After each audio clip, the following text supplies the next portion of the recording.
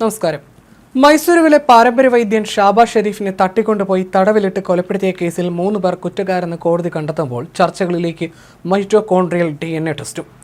1-ാം പ്രതി ഷൈബിൻ, 2-ാം പ്രതി ഷിഹാബ്, 6-ാം പ്രതി നിഷാദ് എന്നിവർ കുറ്റക്കാരാണെന്ന് തെളിഞ്ഞു. 9 പേരെ കോടതി വെറുതെ വിട്ടു.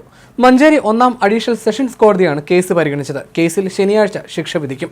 മൃതദേഹം കണ്ടെത്താത്ത സാഹചര്യത്തിൽ കൊല തെളിയുകയാണ് ഈ കേസിൽ. അതിന് വഴിയൊരുക്കിയത് 5 ലക്ഷം രൂപയിൽ മുകളിൽ ചെലവ് വരുമായിരുന്ന DNA പരിശോധനയാണ്. അന്ന് കേസ് അന്വേഷണത്തിന് നേതൃത്വം നൽകിയ മലപ്പുറം SP സുജിത് ദാസാണ് ഈ പരിശോധനയുടെ ആവശ്യകത തിരിച്ചറിഞ്ഞത്. 2022 ഏപ്രിൽ 23-ന് ഏതാനും പേർ തന്റെ വീട്ടിൽ കയറി തന്നെ മർദ്ദിച്ചുവെന്ന ഷൈബിൻ അഷ്റഫിന്റെ പരാതിയാണ് ഷാബാ ഷെരീഫ് കൊലപാതക കേസ് പുറത്തു കൊണ്ടുവന്നത്. ഇയാളെ ആക്രമിച്ച കേസിലെ 5 പ്രതികൾ തിരുവനന്തപുരത്ത് സെക്രട്ടേറിയറ്റിന് മുൻപിൽ തീ കൊളുത്തി ആത്മഹത്യാ ഭീഷണി മുഴക്കുകയും ഷാബാ ഷെരീഫ് കൊലപാതകമടക്കമുള്ള ഷൈബിന്റെ കുറ്റകൃത്യങ്ങൾ വെളിപ്പെടുത്തുകയുമായിരുന്നു. ഇതേ തുടർന്ന് പോലീസ് നടത്തിയ അന്വേഷണത്തിലാണ് കൊലപാതകത്തിന്റെ ചുരുളഴിഞ്ഞത്. 2019 ഓഗസ്റ്റിൽ മൈസൂരുവിൽ നിന്ന് തട്ടിക്കൊണ്ടുവന്ന നാട്ടുവൈദ്യൻ ഷാബാ ഷെരീഫിനെ 1.5 വർഷത്തോളം ഷൈബിന്റെ മുക്കട്ടയിലെ വീട്ടിൽ തടവിലാക്കിയ ശേഷം കൊലപ്പെടുത്തുകയായിരുന്നുവെന്നാണ് പോലീസ് കണ്ടെത്തൽ. കൊലപാതകവുമായി ബന്ധപ്പെട്ട് ചെറിയ തെളിവുകൾ ഷൈബിന്റെ വീട്ടിൽ നിന്ന് ലഭിച്ചിരുന്നു. എങ്കിലും മൃതദേഹം തള്ളിയതായി പ്രതികൾ മൊഴി നൽകിയ ചാലിയാർ പുഴയിൽ എടവണ്ണ സീതി ഹാജി പാലത്തിന് സമീപം തിരച്ചിൽ നടത്തിയെങ്കിലും ഒന്നും കണ്ടെത്താൻ കഴിഞ്ഞിരുന്നില്ല. ഷൈബിന് ഉപയോഗിച്ച കാറിൽ നിന്ന് ലഭിച്ച മുടി ഷാബാ ഷെരീഫിന്റേതാണെന്ന DNA പരിശോധന ഫലമാണ് കേസിൽ നിർണായകമായത്. ഈ പരിശോധന ഫലം ഇല്ലായിരുന്നുവെങ്കിൽ കേസിൽ പ്രതികൾ രക്ഷപ്പെടുമായിരുന്നു.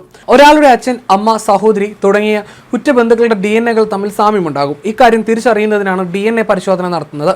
നമ്മൾ സാധാരണയായി കേട്ടുവരുന്നത് പിതൃത്വം നിർണ്ണയത്തിനുള്ള DNA പരിശോധനകളെക്കുറിച്ചാണ്. 3 രീതിയിലുള്ള DNA ടെസ്റ്റുകളാണുള്ളത്. Autosomal DNA test, mitochondrial DNA test, Y chromosomal DNA test. ഇതിൽ മൈറ്റോകോൺഡ്രിയൽ DNA അമ്മയിൽ നിന്ന് നേരിട്ട് മക്കൾക്ക് ലഭിക്കുന്നതാണ്. അമ്മയുമായി ബന്ധപ്പെട്ട ജീവശാസ്ത്ര വഴി കണ്ടെത്താനാണ് ഈ ടെസ്റ്റ് ഉപയോഗിക്കുന്നത്. അച്ഛനും മകനും തമ്മിലുള്ള ബന്ധം കണ്ടെത്തുന്നതിനാണ് Y ക്രോമസോമൽ DNA ടെസ്റ്റ് നടത്തുന്നത്. പിതൃനിർണ്ണയത്തിനുള്ള DNA ടെസ്റ്റ് ഇതാണ്. ന്യൂക്ലിയസിന് പുറത്തുള്ള കോശദ്രവ്യത്തിലാണ് മൈറ്റോകോൺഡ്രിയൽ DNA കാണപ്പെടുന്നത്. അവ അമ്മ വഴി തലമുറകളിൽ ഒരേപോലെ ആയിരിക്കും. സാധാരണ DNA നൽകുന്നതിനേക്കാൾ ഉറപ്പായ വിവരങ്ങൾ നൽകാൻ ഇത് സഹായിക്കും. Y ക്രോമസോം മാത്രം പരിശോധിച്ചാൽ ആള് പുരുഷനോ സ്ത്രീയോ അറിയാം. മുടി, ഉണങ്ങിയ ചർമ്മകോശങ്ങൾ, മാംസം, ഉമിനീർ, രക്തം, ശുക്ലം, യോനിദ്രവങ്ങൾ, കഫം, കൺപീള, മലം, മൂത്രം, വിയർപ്പ് തുടങ്ങി ഏത് ജൈവ പദാർത്ഥവും DNA സ്രോതസ്സായി ഉപയോഗിക്കാനാകും. മരണം നടന്ന് വർഷങ്ങൾക്ക് ശേഷം കഴിഞ്ഞാൽ പോലും പല്ല്, അസ്ഥി, മുടി, രോമങ്ങൾ, നഖങ്ങൾ തുടങ്ങിയവ DNA സ്രോതസ്സായി അവശേഷിക്കും. ഷാബാ ഷെരീഫിനെ കാണാതായി വർഷങ്ങൾ കഴിഞ്ഞാണ് കേസ് പോലീസിന് മുന്നിലെത്തിയത്. 2019 ഓഗസ്റ്റ് 1-നാണ് കേസിന് ആസ്പദമായ കൃത്യം തുടങ്ങുന്നത്. പാരമ്പര്യ വൈദ്യനായ മൈസൂരു സ്വദേശി ഷാബാ ഷെരീഫിനെ ചികിത്സയ്ക്കെന്ന് പറഞ്ഞ് 1-ാം പ്രതി ഷൈബിൻ അഷ്റഫും കൂട്ടാളിയും വീട്ടിൽ നിന്ന് വിളിച്ചിറക്കുന്നു. മൂലക്കുരുവിനുള്ള ഒറ്റമൂലി രഹസ്യം ചോർത്താനായിരുന്നു ലക്ഷ്യം. ഇതിനായി 1 വർഷത്തിലധികം ഷൈബിന്റെ നിലമ്പൂർ മുക്കട്ടയിലെ വീട്ടിൽ ഷാബാ ഷെരീഫിനെ തടവിൽ പാർപ്പിക്കുന്നു. രഹസ്യം വെളിപ്പെടുത്താതിരുന്നതോടെ ക്രൂരമർദ്ദനം തുടർന്നു. മർദ്ദനത്തിനിടെ 2020 ഒക്ടോബർ 8-ന് ഷാബാ ഷെരീഫ് കൊല്ലപ്പെട്ടു. അതും കഴിഞ്ഞ് 1.5 കൊല്ലത്തിന് ശേഷമാണ് സെക്രട്ടേറിയറ്റിന് മുന്നിൽ വെളിപ്പെടുത്തലെത്തിയത്. ഈ സാഹചര്യത്തിലാണ് അതിനൂതന DNA പരിശോധന വേണമെന്ന ആവശ്യം മലപ്പുറം SP ആയിരുന്ന സുജിത് ദാസ് സർക്കാരിന് മുന്നിൽ വെച്ചത്.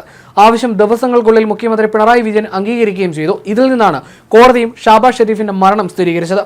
മൃതദേഹം കഷ്ണങ്ങളാക്കി ചാലിയാറിൽ ഒഴുക്കി. മൃതശരീരം പുഴയിൽ തള്ളിയതിനാൽ അവശിഷ്ടങ്ങൾ കണ്ടെത്താൻ പോലീസിനായിരുന്നില്ല. ഇതോടെ പോസ്റ്റ്മോർട്ടം റിപ്പോർട്ടിന്റെ പിൻബലവും അടഞ്ഞിരുന്നു. പ്രളയമടക്കമുള്ള ചാലിയാറിലെ മൃതദേഹാവശിഷ്ടങ്ങൾ കണ്ടെത്തുന്നതിൽ വെല്ലുവിളിയായെന്ന് പോലീസ് തിരിച്ചറിഞ്ഞിരുന്നു. ഇതെല്ലാം മൈറ്റോകോൺഡ്രിയൽ DNA ടെസ്റ്റിലൂടെ പോലീസ് മറികടന്നു. വർഷങ്ങൾ പഴക്കമുള്ള മൃതദേഹാവശിഷ്ടങ്ങളിൽ നിന്നുള്ള സാമ്പിൾ ഉപയോഗിച്ച് DNA പരിശോധിക്കുന്നതിനുള്ള സംവിധാനം രാജീവ് ഗാന്ധി ബയോടെക്നോളജി സെന്ററിൽ ഉണ്ടായിരുന്നു. ഇത് മനസ്സിലാക്കിയാണ് ഷാബാ ഷെരീഫ് കേസിൽ പോലീസ് നിർണായക തീരുമാനങ്ങളിലേക്ക് കടന്നത്. മൂലക്കുരു ചികിത്സിച്ച് ഭേദപ്പെടുത്തിയിരുന്ന ഷാബാ ഷെരീഫിൽ നിന്ന് ഇതിന്റെ ഒറ്റമൂലി രഹസ്യം ചോർത്താൻ നിലമ്പൂർ മുക്കട്ട സ്വദേശിയായ വ്യവസായി ഷൈബിൻ അഷ്റഫിന്റെ സംഘം അദ്ദേഹത്തെ മൈസൂരുവിൽ നിന്ന് തട്ടിക്കൊണ്ടുവന്ന് മുക്കട്ടയിലെ വീട്ടിൽ തടവിൽ പാർപ്പിക്കുകയും രഹസ്യം കൈമാറാതെ വന്നതോടെ 2020 ഒക്ടോബർ 8-ന് കൊലപ്പെടുത്തുകയുമായിരുന്നു.